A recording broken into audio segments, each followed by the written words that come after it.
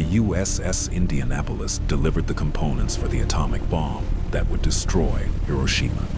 Mission complete, the ship began sailing across the Pacific alone. It never made it to its destination. Just after midnight on July 30th, 1945, a Japanese submarine fired torpedoes into the USS Indianapolis.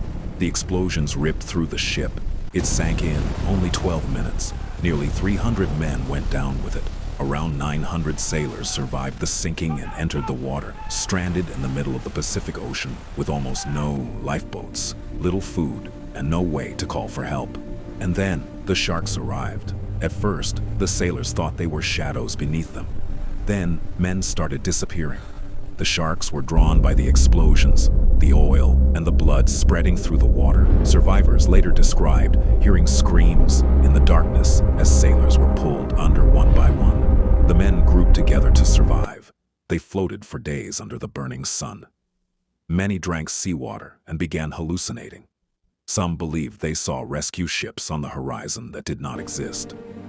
Others swam away from the group and vanished.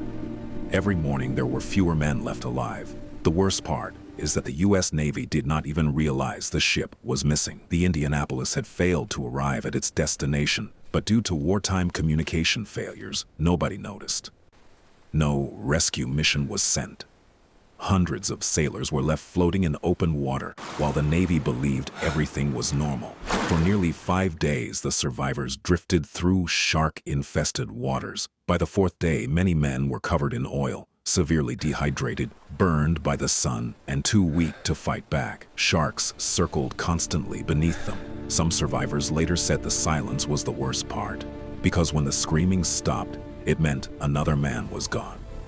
Finally, on August 2nd, 1945, a patrol aircraft accidentally spotted the survivors floating in the ocean.